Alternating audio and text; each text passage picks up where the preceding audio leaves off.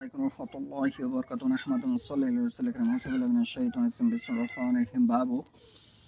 هل يصلي على غير النبي صلى الله عليه وسلم আজকের বক্তব্য ছিল নবী সাল্লাল্লাহু আলাইহি ওয়াসাল্লাম ব্যতীত অন্য কারো উপর দরুদ পড়া যায় কি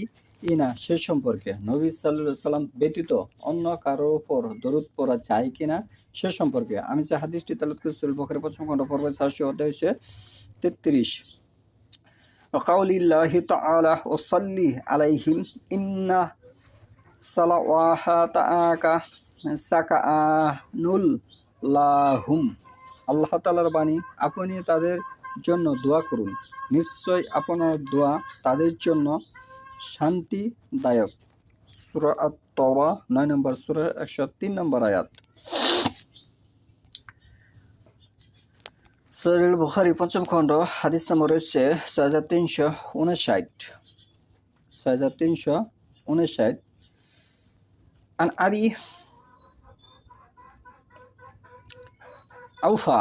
قال كان إذا أتى رسول النبي صلى الله عليه وسلم بصدقاته قال اللهم صل عليه فأتاه أبي بصدقاته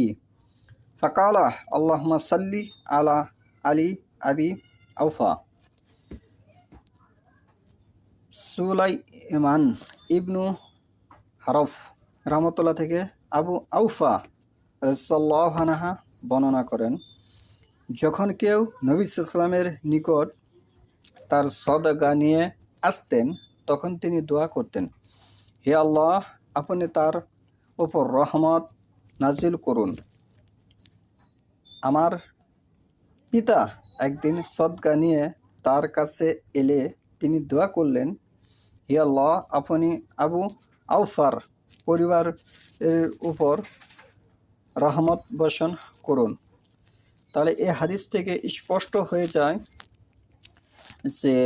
নবী সাল্লাল্লাহু আলাইহি সাল্লাম ব্যতীত অন্য কারোর উপর দরুদ পড়া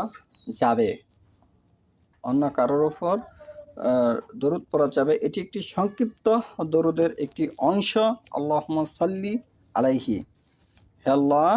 আপনি তার উপর রহমত বর্ষণ করুন আল্লাহুম্মা সাল্লি আলা আলী আবি এভাবে বলা যাবে এতে কোনো সমস্যা নেই সহিহ হাদিস দ্বারা সাব্যস্ত 6359 নম্বর হাদিস 6360 নম্বর হাদিসে আবু হুমাইদ সাইয়িদ রাহমাতুল্লাহ বর্ণনা করেন যে একবার লোকেরা বলল হে আল্লাহ রাসূল সাল্লাল্লাহু আলাইহি ওয়াসাল্লাম আমরা আপনার উপর কিভাবে সালাত পাঠ করব তিনি বললেন তোমরা পড়বে হে আল্লাহ আপনি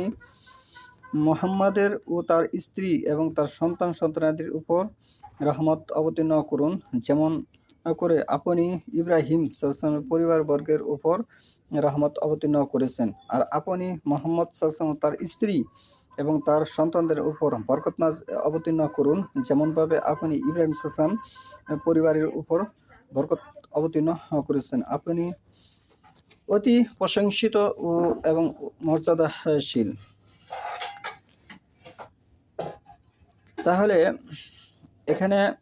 আল্লাহুম্মা সাল্লি আলা মুহাম্মাদি ওয়া আজওয়াজিহি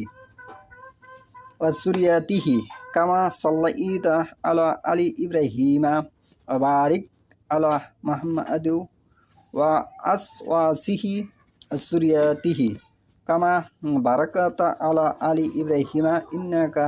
হামিদুম মাজিদ এখানে যারা আরবি বোঝে আরবি ব্যাকরণ বোঝে শব্দে ওর যে আরবি উচ্চারণ এগুলো চেঞ্জ করা যায় যে এখানে বোঝা যাচ্ছে যে আমরা যে ভারতবর্ষে যেভাবে দরুদ ইব্রাহিম সালাতে পাঠ করে থাকি এর ভিন্নভাবেও পাঠ করা যায় যেমন 6360 নম্বর হাদিস সহিহ বুখারী পঞ্চম খণ্ড আবার 6358 নম্বর হাদিস এবং 6357 নম্বর হাদিস এই তিনটি হাদিসে আপনি দলিল প্রমাণ বহন করে যে ভিন্নভাবেও আরবি উচ্চারণে দরুদ পড়া যায় এতে কোনো সমস্যা নাই কিন্তু রাসূলুল্লাহ সাল্লাল্লাহু আলাইহি ওয়াসাল্লাম শিখানো তরিকায় সাহাবীদের শিখানো তরিকায় থাকতে হবে ভিন্ন তরিকায় যাওয়া যাবে না তাহলে বেদাত হয়ে যাবে আর কেউ যদি বেদাত করে তার ফরজ নফল সুন্নত কোনো আমল কবুল হবে না, উল্টো তার উপর আল্লাহর অভিশাপ, ফেরেশতা এবং সকল মুমিন রাসূলগণের অভিশাপ। একজন ব্যক্তি যে বেদাত করে সে ইসলাম থেকে মূলত খারিজ হয়ে যায়। এখানে যে শব্দগুলো এখানে ব্যবহার হয়েছে তার যদি শব্দ সম্পর্কে জানা না থাকে তাহলে তার উচ্চারণ ভিন্ন তরিকে না করাই আমি মনে করি ভালো হবে। যেমন আসওয়াজিহি, এখানে তার স্ত্রী বোঝানো হয়েছে। আমরা সকলে জানি যে তার সই হাদিস দ্বারা 11টি স্ত্রী ছিল, আরেক হাদিসে 13টি স্ত্রী ছিল, এরকম বিভিন্ন হাদিসে বিভিন্নভাবে পাওয়া যায়। কিন্তু সুরিয়াতিহি তার সন্তান বোঝানো হয়েছে। তাহলে এই শব্দগুলো সম্পর্কে যে পরিচিত আছে সে এই শব্দগুলো ব্যবহার করতে পারবে, তাতে কোনো সমস্যা নেই।